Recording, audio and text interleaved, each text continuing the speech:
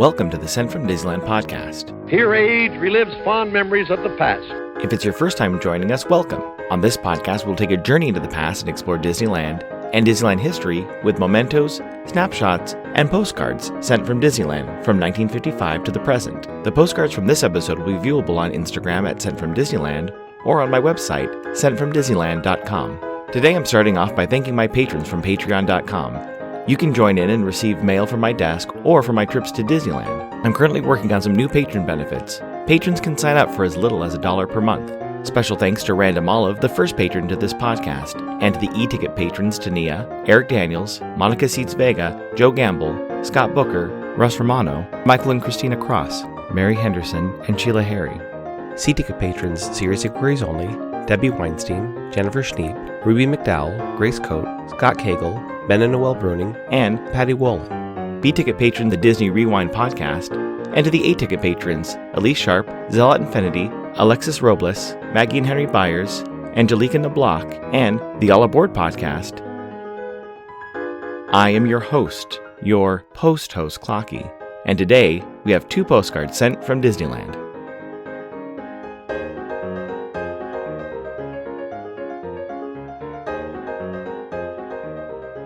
The front of our first postcard has 4 images of Disneyland, with Sleeping Beauty Castle, the Mark Twain, and if you look closely you can see the top of the Matterhorn, a Jungle Cruise boat passing the Hippo Pool, and the entrance to Tomorrowland with the PeopleMover.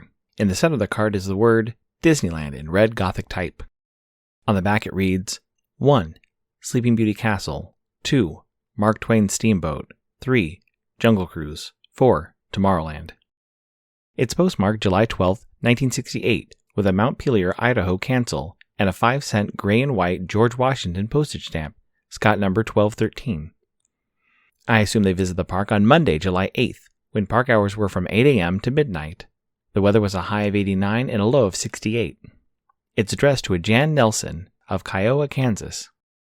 It reads, Hi, we went to Disneyland yesterday, July 8th.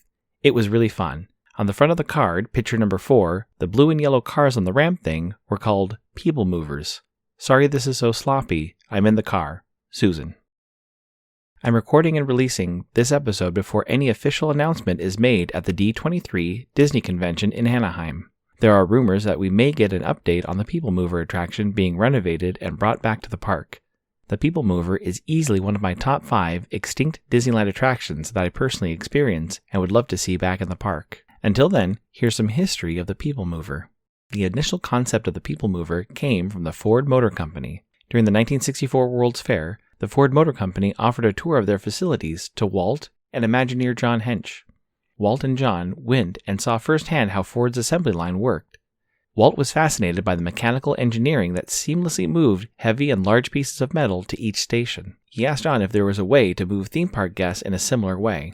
John worked with another Imagineer, Roger Broggie. See episode 40 of this podcast, Sent with Roger Broggie. Their design ended up being the basis for the PeopleMover. The basic concept is there's no engine on the ride vehicle. It was instead powered by a motor system on the track. Walt even incorporated the PeopleMover as part of his experimental prototype City of Tomorrow, or Epcot for short.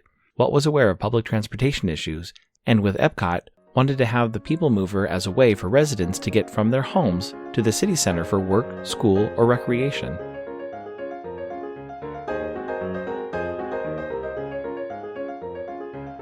I'm currently organizing all my stamps from Enfield Post and getting ready to use some on my Patreon postcards and even some holiday cards later in the year.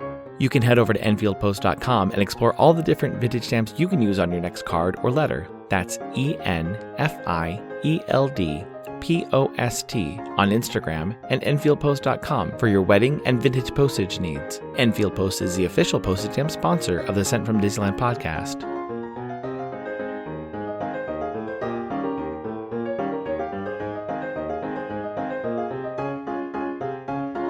The front of our next postcard has the Matterhorn looking over Tomorrowland. You can also see the Tomorrowland rocket jets, the Skyway, and in the center of the postcard is the loading and unloading area for the PeopleMover. On the back it reads, Tomorrowland. The mighty Matterhorn offers a spectacular backdrop to soaring rocket jets high above Disneyland's Tomorrowland. Below, the PeopleMover, a unique new concept in transportation, prepares to take guests on an exciting tour through this fascinating world of the future. It's postmarked August 22nd, 1972, with the U.S. Postal Service cancel, and an 8-cent deep claret Eisenhower postage stamp, Scott number 1395. I assume they visit the park on Saturday, August 19th, when park hours were from 8 a.m. to 1 a.m. The weather was a high of 79 and a low of 62. It's addressed to Rhonda Egidio of Irwin, Pennsylvania. It reads, "Hi Rhonda, we went to Disneyland on Saturday. Wish you had been with us, Mom and Dad." In 1967, the PeopleMover attraction opened with the rest of New Tomorrowland. Although Walt's vision was to have the PeopleMover be a form of transportation, the Disneyland, and eventually the Disney World, PeopleMover took guests from a central Tomorrowland hub, around Tomorrowland, and back to the same hub.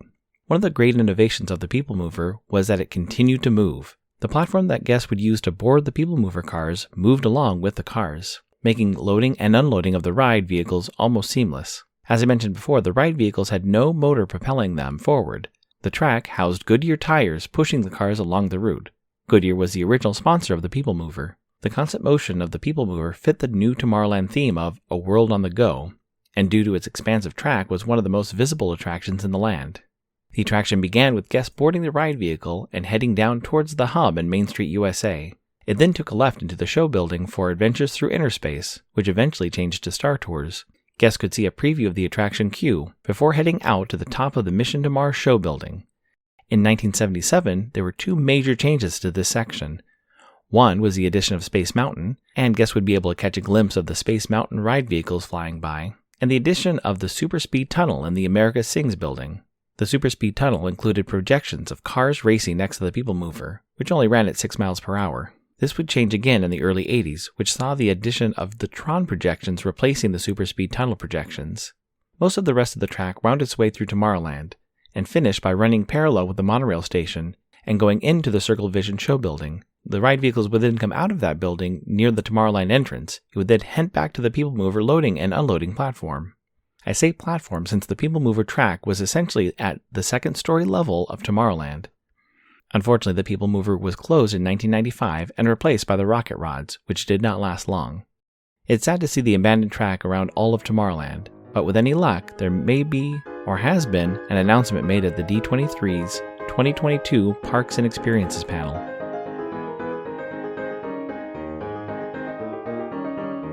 This incoming postcard is sponsored by the Art Throwdown. Art Throwdown, or ATD, is an online craft hour on Instagram, starting at 9 p.m. Eastern, 6 Pacific. Be sure to check out Monday's ATD, which is usually hosted by paper artist Russ Romano. I see many amazing art projects, learned about awesome postmarks, postage stamp history, and a lot more on different episodes. It's great to stop in for an hour to watch someone craft or design something unique. Each host brings something a little different to each show. I'll list some of the regular hosts, or you can follow Russ Romano 2021 on Instagram.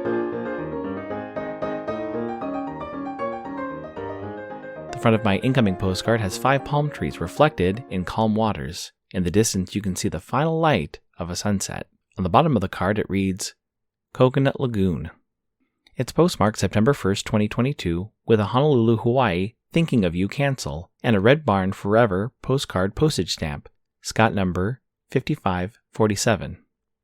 It reads, Clocky, how are you? I hope you're well. I came to Kauai for a few days. It's super peaceful. I did a boat tour, and it was amazing. Timothy. Thank you so much for the postcard, Tim. This is a good reminder to pack my vintage Tahoe postcards and some stamps. I'll be heading there this weekend.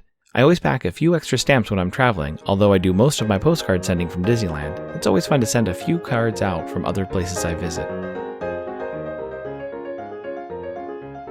Thanks for listening to Sent from Disneyland. If you enjoyed this podcast, please subscribe and tell your friends. It would be awesome to share your favorite episode. There are over 100 episodes to choose from. It would also help to leave a 5-star rating and comment at whatever podcast platform you use.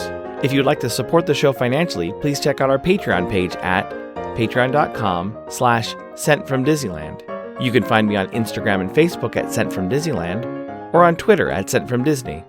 For questions and comments, send me a postcard addressed to Sent From Disneyland, P.O. Box 44, Hood, California, 95639. This podcast is not affiliated with Disney, the United States Postal Service, or any post office or Disney properties. Opinions expressed on this podcast belong to its host and guests of the Sent from Disneyland podcast.